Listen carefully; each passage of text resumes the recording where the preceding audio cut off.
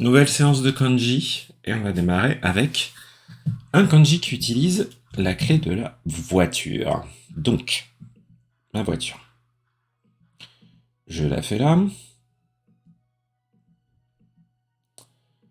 Hop. Et sur la droite, j'ai la rencontre, la réunion. Hop. Toute cette partie-là. En dessous, j'ai la lune ou la chair. Hop.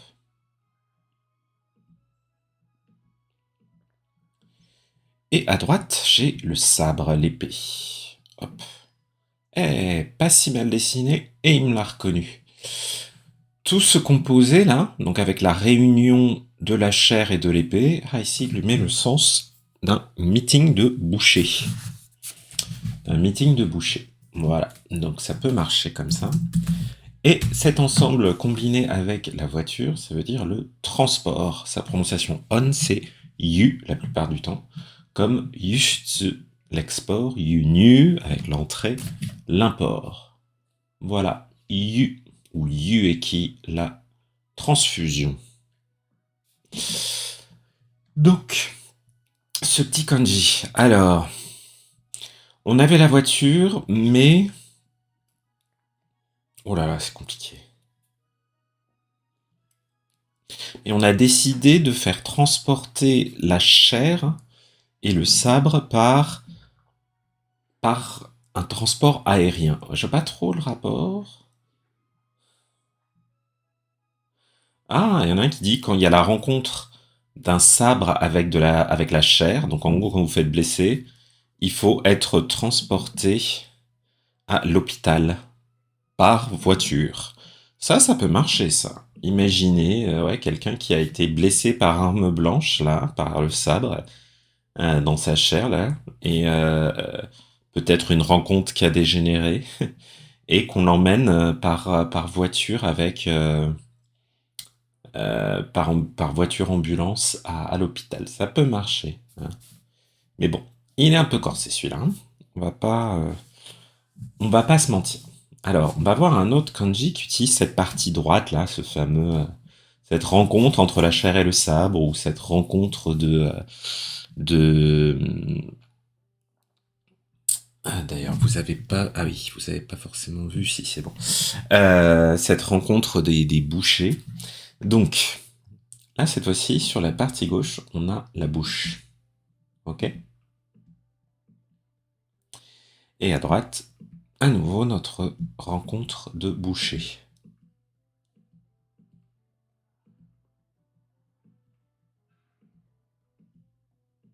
Hop,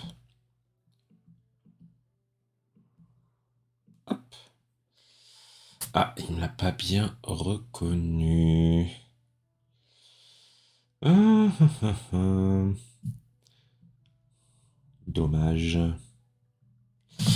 Alors, de mémoire, sa prononciation, celui-là, c'est Yu aussi. Ouais, comme Inu. C'est ça, ouais. Inu. Ah oui, je pense qu'il est peut-être pas reconnu parce qu'il a des façons un peu différentes de s'écrire, vous voyez. Là, on le voit écrit avec quelque chose d'un petit peu différent. Mais, ouais. Vous voyez, il y a ce graphisme-là, mais celui que je vous ai montré juste avant est tout aussi valable. D'ailleurs, vous voyez... bah non, vous le voyez pas forcément là. Ouais, c'est une petite variation, hein. Vous voyez, cette partie droite, on peut aussi la voir comme ça. Bon, fondamentalement, ça change pas grand-chose, hein. C'est encore un kanji bien élaboré. Celui-là, c'est même pas un Joyo kanji. Ah si, c'est un Joyo kanji quand même, pardon. Et donc, je sais même plus ce que ça veut dire, Inu. C'est la métaphore, justement. Ouais, ok. Et ça veut dire la métaphore, la comparaison, hein. Donc c'est un truc un peu abstrait, pas facile à mémoriser. Euh, et qu'est-ce que j'avais pu me faire? Donc toujours avec cette histoire de la rencontre des bouchers et de la bouche. Je me souviens plus trop de l'histoire que je m'étais mise. Alors,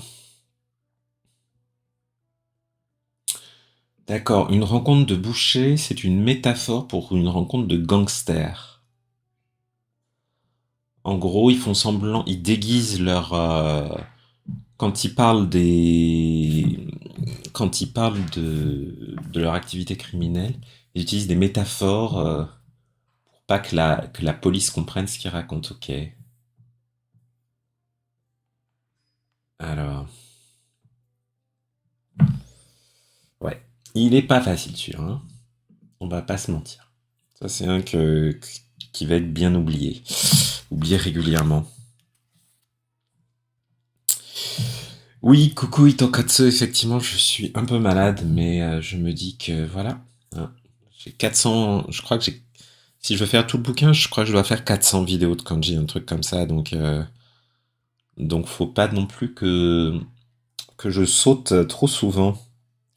Bon, là, on va voir un kanji vraiment facile, hein, beaucoup plus facile que la métaphore ou le transport, hein, surtout la métaphore. Autant le transport, celui-là, on le retient parce que on le voit fréquemment, la métaphore, la Inyu, tout ça, là, pour le coup, c'est pas un kanji qu'on voit souvent. Euh, donc là, celui qu'on va voir, là, pour le coup, ça va être du N5 ou du N4. Donc, j'ai commencé par deux petites cornes, là. Et en dessous, j'ai encore ma chair, ma lune et le sabre. Oh, il est moche. Allez, je vais essayer de le refaire. Je vais effacer aussi ça. Hop, j'ai mes deux petites cornes, un trait, toujours pas droit. En dessous, la lune et le sabre.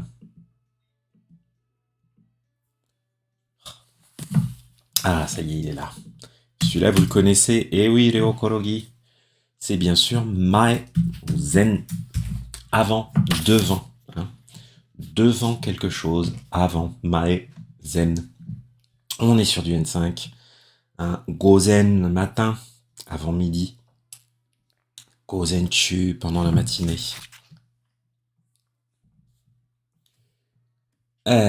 Tac, tac, tac. Donc celui-là, vous allez le voir super souvent. Donc vous allez moins avoir besoin de vous accrocher à une histoire, mais si vous voulez vous en mettre une. Alors,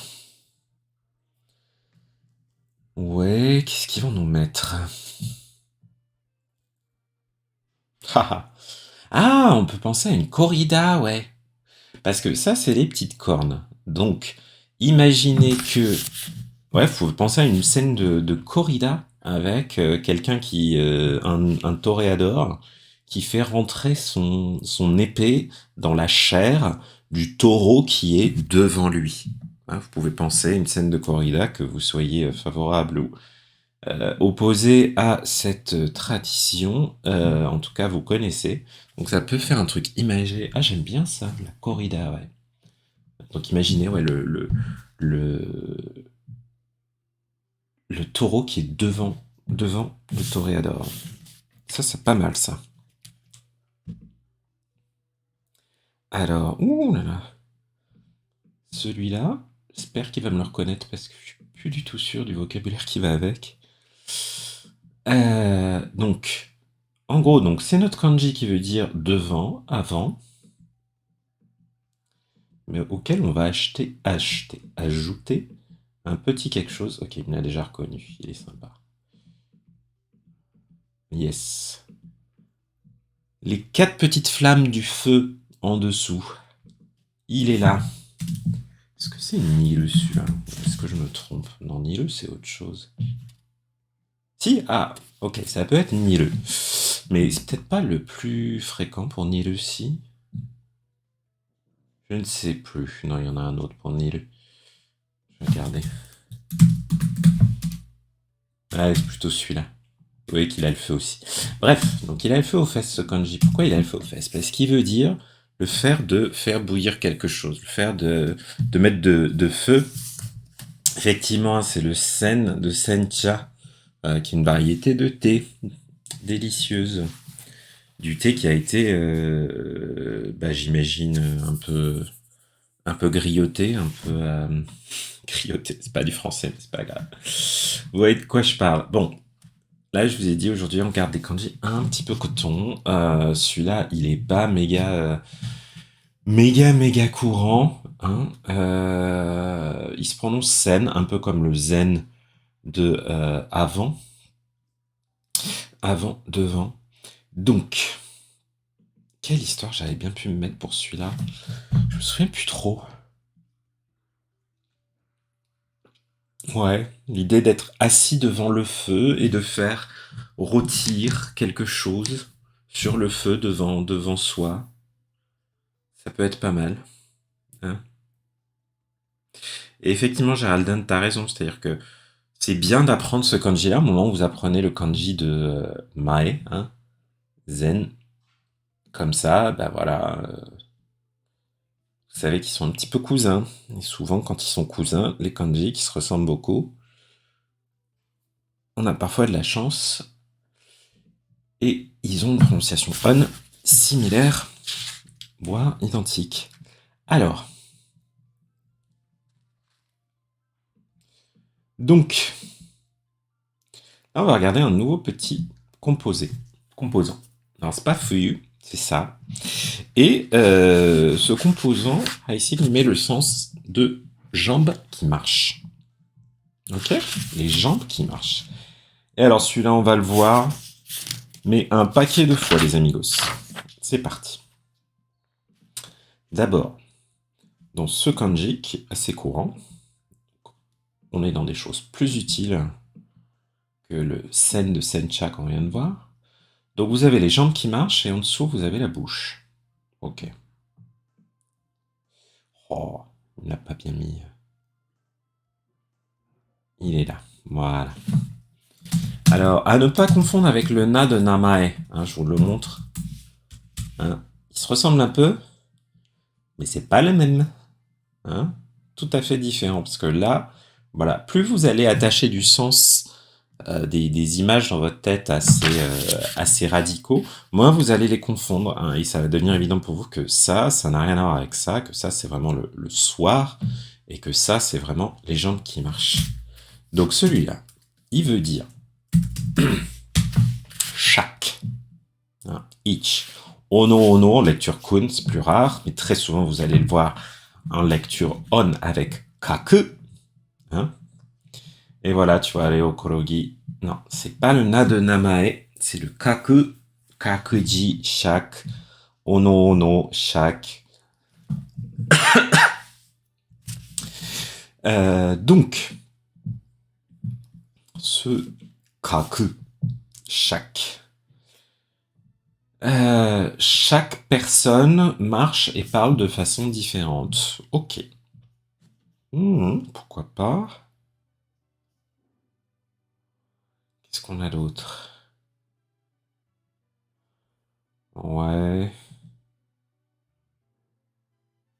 Chacun d'entre nous, au début de sa vie, apprend d'abord à parler avec sa bouche et d'abord à parler à marcher avec ses pieds, puis à parler avec sa bouche. Ah oui, on peut dire que c'est un point commun entre chaque être humain. Bon, comme d'habitude, hein, plus le sens du kanji est abstrait, moins il est physique, visuel, plus c'est dur à retenir.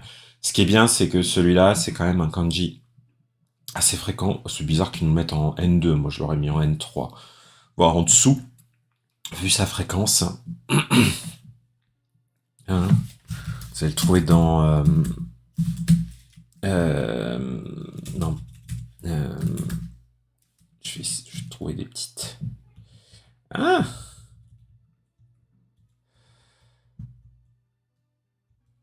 Pourquoi il me le montre pas, lui, là? C'est qu'il y en a pas mal, hein? Check. Kakuji. Kakuchi. Enfin bref, c'est un préfixe. Voilà, kakoku. Chaque pays. Kakujin, chacun, chaque personne. Donc vous allez le voir quand même assez souvent. Donc vous inquiétez pas, même s'il est un petit peu abstrait, il va rentrer. Celui d'après, il est aussi encore un petit peu abstrait. Je vous avais dit, aujourd'hui, on en a des durs. Hein.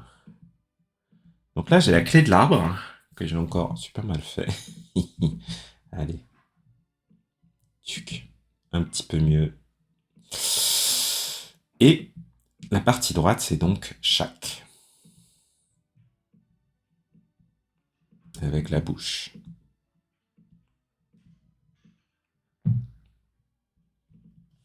Voilà. Le mot-clé associé à celui-là, c'est le statut, le rang. Par exemple, donc il se prononce aussi kaku, parfois kyaku, ko ou go. Ah oui, comme dans kako. Euh, il a aussi... ouais, non, effectivement. Donc, oui, je pensais au mot shikaku, hein, qui veut dire une qualification, dans le sens... un diplôme, par exemple. Donc, voilà. Kakuage. Oula, il y a des choses intéressantes. Hein. Et donc voilà, c'est le statut, la position, le fait d'atteindre, voilà, d'avoir un certain statut, une qualification, quelque chose comme ça.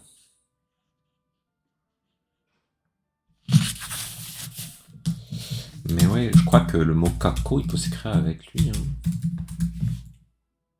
Voilà, tout à fait, c'est le kaku de kako. Nanda sono kako. Qu'est-ce que c'est que cette allure? Pourquoi tu ressembles à ça? Kako, l'apparence, l'allure. Donc, 312. Le statut de chaque arbre est bon. Ok, tu t'es pas cassé la nénette, Mossitiri.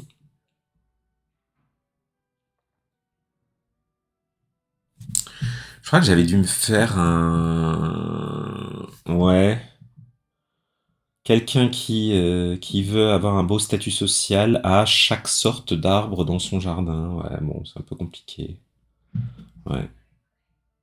Il faut penser au statut social. Qu'est-ce que j'avais là Je sais plus trop quelle histoire je m'étais mis sur celui-là. Ouh, ah, ils sont un peu galérés, hein.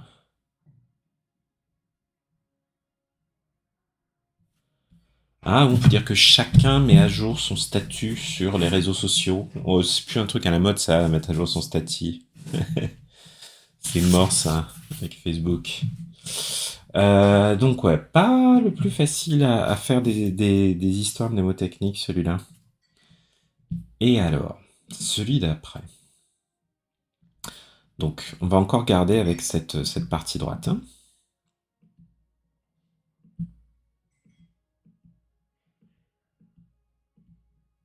Là, sur la gauche, on va avoir le coquillage, hein, qui indique... Oula, qui indique souvent l'argent, vous savez. Chose financière. Et à droite, j'ai chaque,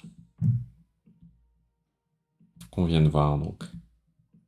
Hop, est-ce qu'il me l'a reconnu? Ouais, il est là.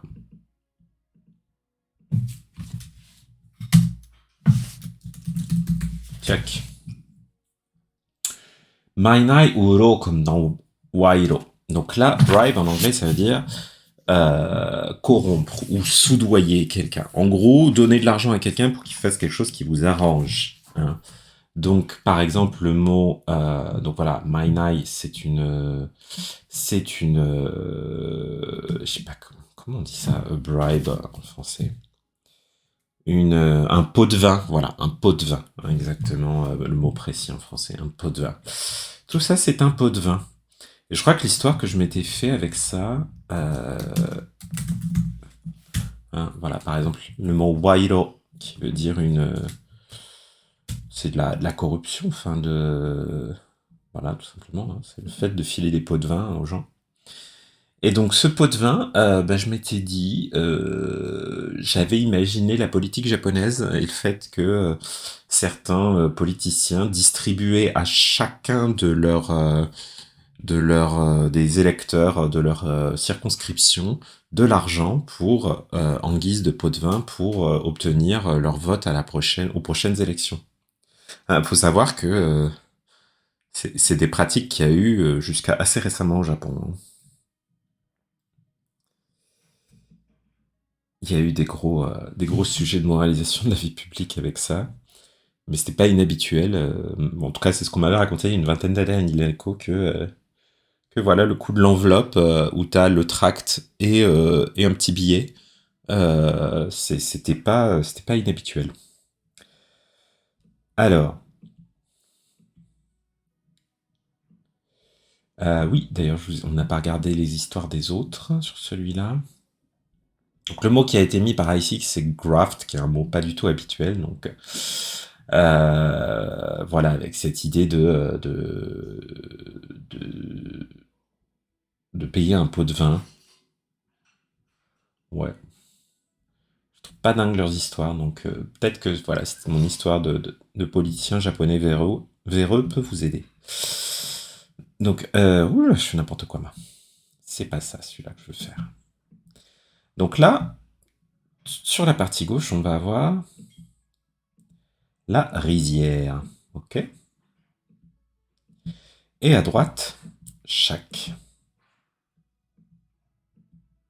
Vous avez dit qu'il allait nous servir, lui, hein.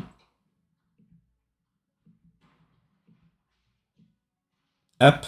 Et il me l'a reconnu en plus. Voilà. Et ça veut dire l'abréviation. Ok. Toutes ces jolies prononciations kun qu'on entend quasiment jamais. Non, la prononciation la plus fréquente, c'est ryaku. Hein, comme des mots, on le voit beaucoup dans l'actualité sous kanji avec koryaku, qui parle de l'attaque, l'invasion, ou sennayaku, l'invasion. Je vous le montre. Hein, koryaku. Ça, c'est des mots qu'on voit beaucoup dans l'actualité à propos de la guerre en Ukraine. L'invasion russe, on va parler de senyaku, de koryaku. Bref, mais bon, vous allez me dire, c'est quoi le rapport avec l'abréviation? Eh bien, je sais pas trop. Il se trouve juste que c'est dans ces mots-là qu'il y a ça. Mais sinon, vous pouvez le voir aussi tout seul parfois pour exprimer le fait que quelque chose a été abrégé, pardon. Hein, l'yaku. Et, et la petite histoire que je m'étais mis là-dessus, c'était que au Japon, il y a tellement de rizières qu'on ne peut pas donner un nom à chacune de ces rizières, et donc on utilise des abréviations. Voilà la petite histoire que je m'étais mis, qui m'avait permis de le retenir. Voilà. No brain can remember each abbreviation. Ah oui, parce que ici, il met le sens de cerveau à la rizière. Moi, je trouve que rizière, ça marche très bien. Hmm. Alors, le suivant, ça va être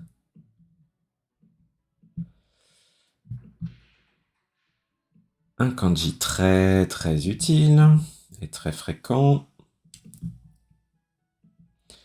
Donc, en haut, on a la maison et en dessous, chaque.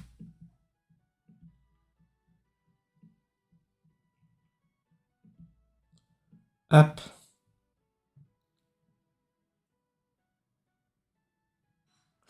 Ah non, pardon, Géraldin, dans mon utilisation, j'utilise pas le na de namae.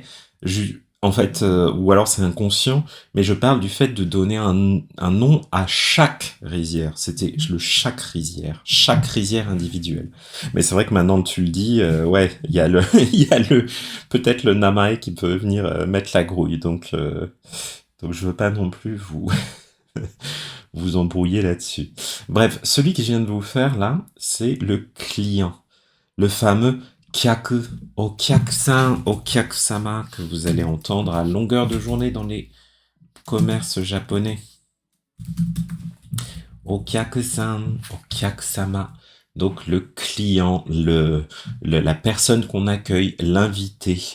Voilà. Kyaku, il peut aussi se prononcer kaku dans certains contextes. Ça, c'est un bon kanji à connaître, niveau N3. Et donc voilà. Et je crois que je m'étais fait une histoire avec un konbini où voilà, la konbini c'était l'espèce de maison là. Et j'ai imaginé le.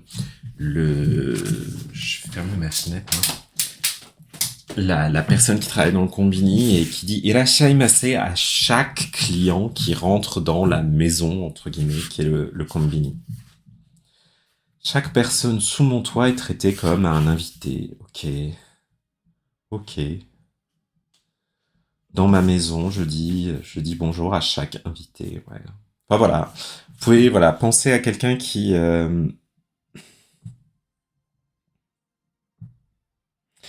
Itokatsu, tu sais pas si ça vient de shoryaku ou l'inverse, ce ryaku tout seul. Bonne question. Bonne question. Itokatsu, hein, pour dire abrégé. Je sais pas. En fait, il y a le verbe, hein, pardon, je reviens juste à celui d'avant, parce que tu peux dire ryakusu pour dire abrégé directement. Donc il porte bien son sens d'abréviation, hein, ou ryakusu, ryakusuru, qui se conjugue presque pareil d'ailleurs. Anyway, donc nos clients. Okakusama, yokoso.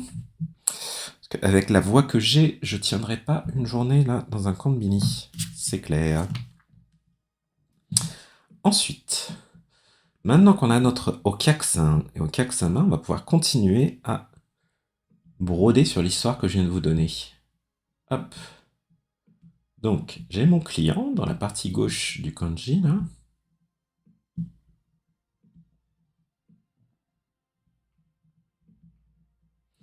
Et sur la partie droite, j'ai la tête.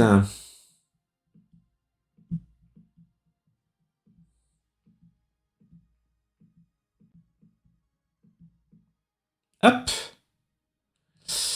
Et tout ceci veut dire le front. Hitai, le front. Ou gaku. Hein. Donc j'ai la tête et j'ai le client. Et donc hitai, hein, c'est un mot assez courant, ouais, JLPTN2, c'est cohérent. Qu'est-ce que je voulais dire? Oui, bah, je vous ai dit, moi j'ai filé mon histoire de Konbini parce que j'ai pensé à mon petit employé qui disait bonjour à chaque client et qu'à chaque fois, il baissait la tête et il baissait le front. Voilà, qu'on voyait son front.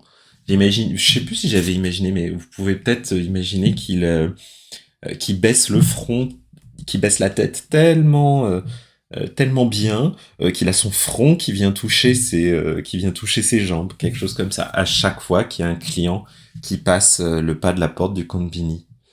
Voilà. Ça, c'est une petite histoire qui m'était restée, donc je suis content de la partager avec vous. Alors, celui d'après, là, vous êtes un paquet à le connaître. Donc,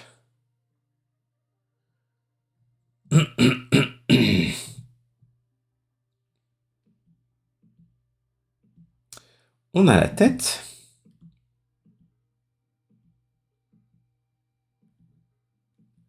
Et en dessous, on a nos fameuses jambes qui marchent.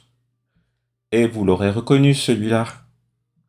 Hein, c'est la période Hitokatsu. C'est plus une courbette, c'est du yoga à ce niveau, tout à fait. Tout à fait.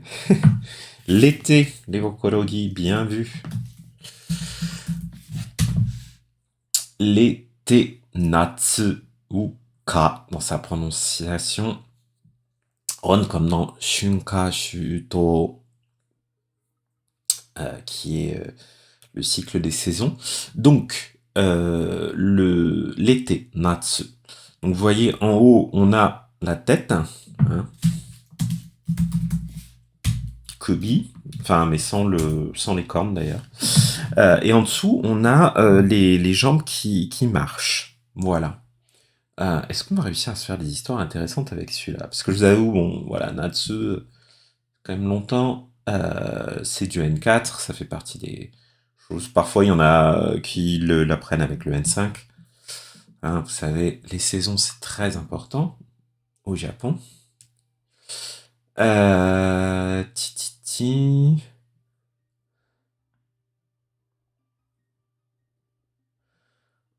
Ok, ouais. En été, j'ai chaud. Vous pouvez penser à la coup de chaud qui va de la tête aux pieds. Ouais, vous pouvez penser au fait que vous avez la tête, vous avez une insolation, que vous avez le soleil qui vous tape sur la tête et puis qui vous brûle les pieds. Ah, il y a quelqu'un qui a pensé à une goutte de sueur. Ah oui, il a fait une petite goutte qui coule de son une, donc le un. La petite goutte, c'est la goutte de sueur qui coule depuis l'œil jusque en bas des jambes. Quand on marche en été. Ouais, ça peut marcher ça. J'aime bien. Allez, on s'en fait encore quelques-uns. Alors le suivant, il est un peu plus compliqué. Il est un peu plus compliqué, mais pas si rare que ça. Donc là, j'ai mes jambes qui marchent, mais utilisées à gauche. Et donc quand je vais le mettre comme ça, whoop, vous allez voir, je fais traîner vers la droite. Et sur la partie droite, je vais avoir le vent. Ouh, voilà, il est là. Un peu mieux proportionné que ce que j'ai fait, mais quand même pas si éloigné. Alors, celui-là, il a un sens un petit peu abstrait. Bon. Ça veut dire se débarrasser de quelque chose, gérer quelque chose, s'occuper de quelque chose. Ah oui, c'est vrai qu'il se prononce Tokoro aussi celui-là, mais bon, hein, le kanji pour Tokoro, c'est plutôt un autre. Surtout, vous allez voir la prononciation on avec celui-là. Donc, on va avoir des mots un peu abstraits du genre. Oula, choqué, ouais. Shogu. Comment dire? Shori. Hein, shori. Qui veut dire voilà le traitement de quelque chose, traiter quelque chose, s'occuper de quelque chose, faire qu'en gros un truc qu'on a à faire, on s'en est occupé. Vous allez avoir shogun, hein, qui veut dire voilà se débarrasser de quelque chose, s'occuper d'un problème. Hein. C'est un côté un peu expéditif ce kanji, je sais pas comment dire.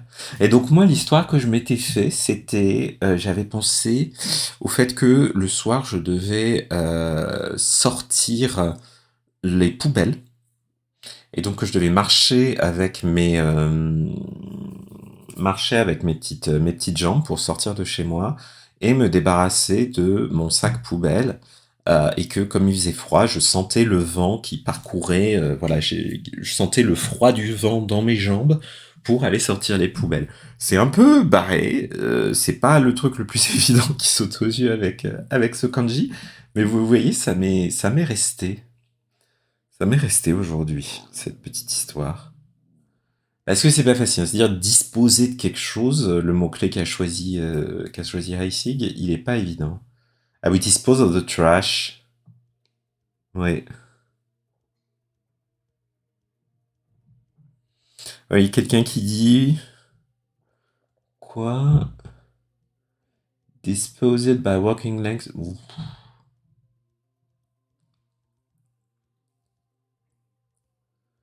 Ah, pour se débarrasser de ces poubelles, il faut marcher jusqu'à la poubelle et non pas le balancer au vent, ne pas le jeter dans le vent. Ok, bon, pourquoi pas, pourquoi pas. Celui d'après, ah, je l'aime pas beaucoup ce kanji, parce qu'il a deux sens qui sont très, enfin que j'oublie de relier. Donc on a toujours des gens qui marchent et en dessous on a un arbre. Oh, il est là. Hop.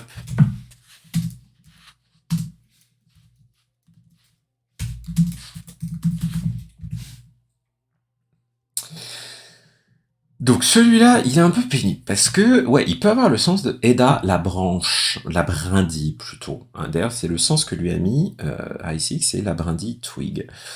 Mais très souvent, vous allez plutôt voir utilisé dans un sens abstrait, hein, qui est par exemple Jokyo. Pas celui-là.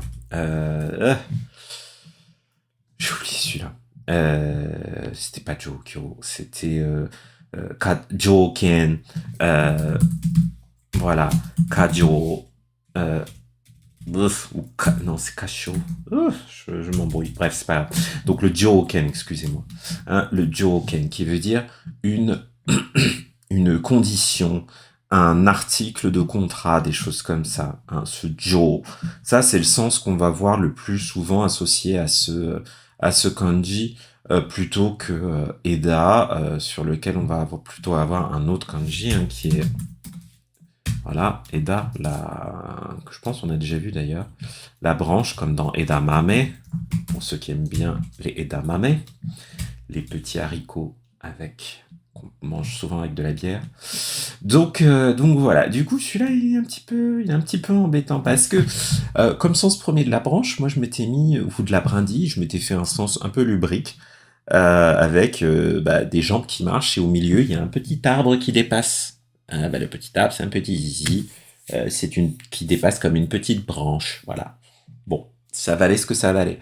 Mais du coup, voilà, quand vous voyez ce kanji, j'ai un peu du mal à m'en souvenir pour d'autres usages, surtout cet usage abstrait de jo, hein, l'article, la condition, tout ça. Donc un petit peu traite ce camarade. Merci Didox pour le subprime, merci beaucoup, beaucoup, beaucoup. Et ensuite, on va se regarder un dernier kanji pour aujourd'hui. Qui est un peu compliqué, mais qui est très courant. Donc là, je vais avoir la clé de la végétation, l'herbe, les fleurs. En dessous, de l'eau. Vous savez que cette combinaison des deux, là, avec l'herbe en haut et l'eau en dessous sur la gauche, on l'a dans un certain nombre de kanji. Et là, à droite, je vais encore avoir mon fameux shak. Vous voyez, celui-là, on le trouve dans tellement de kanji on est un peu obligé de le mémoriser. Il devient vite incontournable, celui-là, ce composé-là. Oula, j'ai pas bien dessiné. Ah bah si, il est là quand même. Hein, et ça veut dire tomber. Pouf, chuter. Hein, ochiru, ochiru, intransitif. Hein, happa ga ochiru, les feuilles tombent. Otosu, faire tomber, perdre quelque chose. Saifu o otoshita. J'ai perdu mon portefeuille, je l'ai fait tomber par terre. Ou raku, qui est très, très fréquent. Donc toutes ces prononciations sont courantes. C'est le raku de rakugo, hein, qui est un style de, on va dire, de conte comique japonais traditionnel. Rakugaki, un graffiti. Horaku, l'effondrement. Voilà. Bon, le verbe ochiru, vous voyez que là, il peut se traduire de différentes façons. Ochikomu, être déprimé, être triste. Otosu. Donc ça, voilà. L'herbe, l'eau, enfin l'herbe ou les pétales, la fleur. Moi, j'ai pensé aux pétales de fleurs. Je crois que je m'étais fait une image assez bucolique avec ce truc où c'était, j'avais pensé à au printemps au Japon.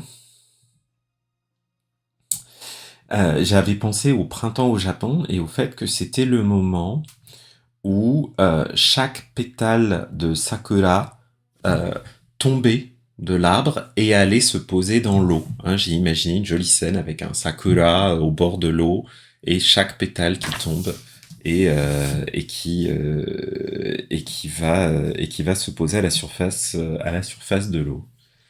Voilà. Alors, mettez de l'eau sur chaque fleur ou sinon elles vont pourrir et elles vont se faner et leurs pétales vont tomber. Ah, ça peut... Ouais, ouais. Ouais, vous faites d'arroser chaque fleur. Donc celui-là, on peut se faire des histoires pas trop compliquées, je pense. Voilà, voilà. Et donc, on est arrivé quand même au 320. Bravo à vous. Et puis, euh, et puis voilà. Puis on se retrouve pour la prochaine fois.